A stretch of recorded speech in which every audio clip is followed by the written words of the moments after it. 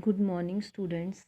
आज हम कक्षा 10वीं के टॉपिक अनुच्छेद लेखन के बारे में जानेंगे।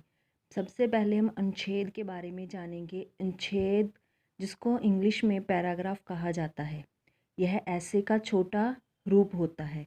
उसी तरह हिंदी में अनुच्छेद निबंध का छोटा रूप होता है।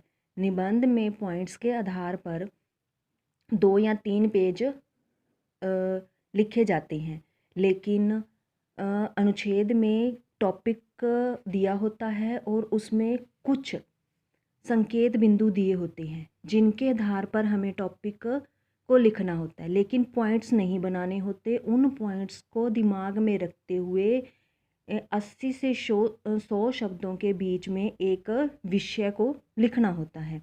उसे कहते हैं अनुच्छेद। अनुच्छेद लेखन करते समय ध्यान देने योग्य बातें क्या है कि जब भी अनुच्छेद लिखा जाए तो दिए गए संकेत बिंदुओं को ध्यान में रखा जाए। दूसरा, भाषा सरल हो, प्रभावशाली हो और समझ आने योग्य हो। तीसरा, अनुच्छेद में मुहावरों का भी प्रयोग किया जा सकता है ताकि हमारी जो भाषा है वो प्रभावशाली बन सके। एक ही बात को बार बार नहीं लिखना चाहिए, जिससे कि क्या है, जो हमारा विषय है उसका विस्तार नहीं हो पाता है। कोशिश करें कि एक बात बार बार रिपीट ना हो।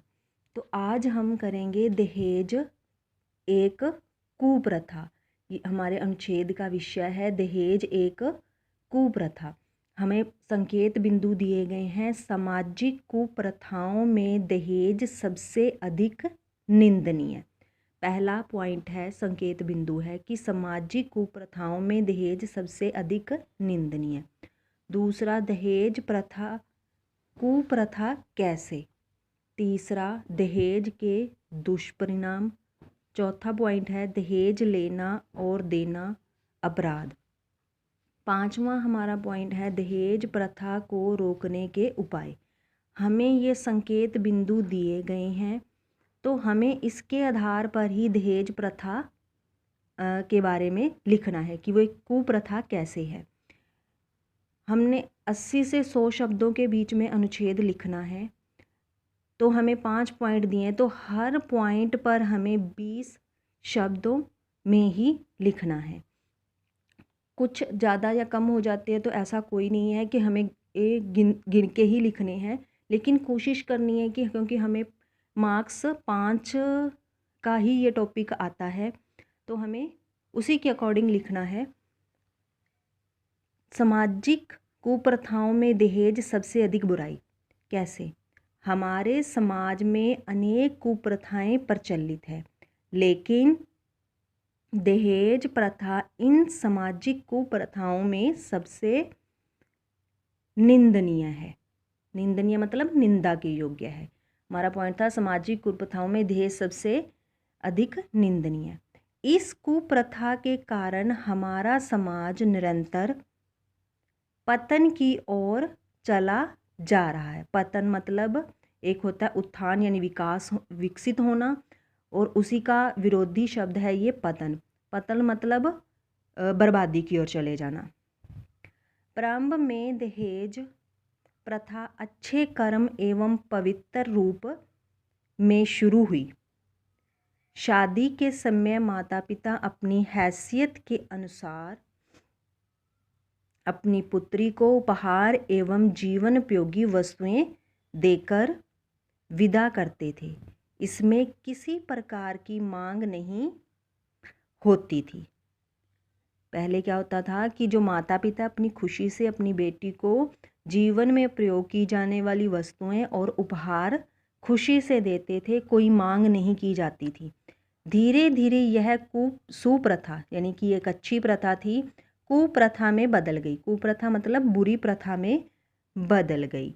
लालची लोग, हमने ऊपर दूसरा पॉइंट है, दहेज प्रथा कुप्रथा कैसे बनी ये।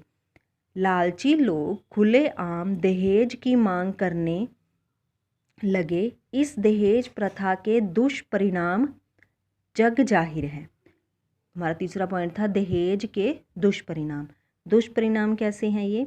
गरीब माँ बाप अपनी कन्या के लिए दहेज जुटा पाने में असमर्थ रहते हैं।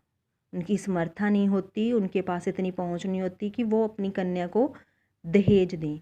यही कारण है कि वे अनमेल विवाह के लिए भी तैयार हो जाती हैं, यानी कि छोटी उम्र की लड़कियों की शादी बड़ी उम्र के लड़कों से कर दी जाती है। सिर्फ किस कारण? क्योंकि वो दहेज नहीं दे पाते, अनमेल विवाह होता है। वो विवाह के तुरंत बाद युवतियों पर दहेज लाने के लिए दबाव डाला जाता है, जिस कारण नववधुएं आत्महत्या कर लेती हैं या फिर तलाक हो जाता है। युवतियों का जीवन बर्बाद हो जाता है। फिर है दहेज लेना और देना अपराध, दहेज प्रथा को रोकने के उपाय। फिर हमने 3 पॉइंट लिख लिए। चौथे पॉइंट पे हैं हम, कानून के अनुसार दहेज लेना व देना, दहेज देना अपराध है। कानून के साथ साथ समाज में चेतना भी जगानी होगी कि वे दहेज के लोभियों का बहिष्कार करें, उनका विरोध करें। दहेज न लेकर विवाह करने वाले युवकों का समाज में सम्मान करें, यानी कि जो बिना दहेज के विवाह करते हैं उनका सम्मान किया जाए। स्त्री शिक्षा को बढ़ावा दिया जाए। सबसे ज़रूरी बात है कि लड़कियों को शिक्षित किया जाए। स्त्रियों को आत्मनिर्भर बनाकर दहेज के अभिशाप को कम किया जा सकता है, यानी कि उन्हें शिक्षा देकर उन्हें अपने पैरों पर खड़ा करके भी क्या किया जा सकता है, इस दहेज प्रथा को कम किया जा सकता है, क्योंकि वो जागरूक होंगे तो इसका विरोध करेंगे। तो आगे हमारा होमवर्क है, 2 अनुच्छेद दिए गए हैं, इनको फेयर नोटबुक पर लिखना है। साथ में ये दहेज प्रथा वाला भी नोटबुक पे करना है। क्या है? वन रहेंगे हम रहेंगे अथवा वनों का महत्व, एक ही बात है। वनों के महत्व के बारे में लिखना है। संकेत बिंदु है, वन प्रकृति के अनुपम उपहार है। वनों के लाभ, मनुष्य का स्वार्थपूर्ण व्यवहार, वन बचाएं जीवन बचाएं। इन संकेत बिंदुओं को ध्यान में रखते हुए वनों के महत्व या वन रहेंगे हम रहेंगे अनुच्छेद पर 80 से 100 शब्दों में लिखना है। पॉइंट्स को दिमाग में मतलब माइंड में रखते हुए इस टॉपिक को लिखना है। पॉइंट्स नहीं बनाने हैं, पॉइंट्स ऐसे में बनते हैं।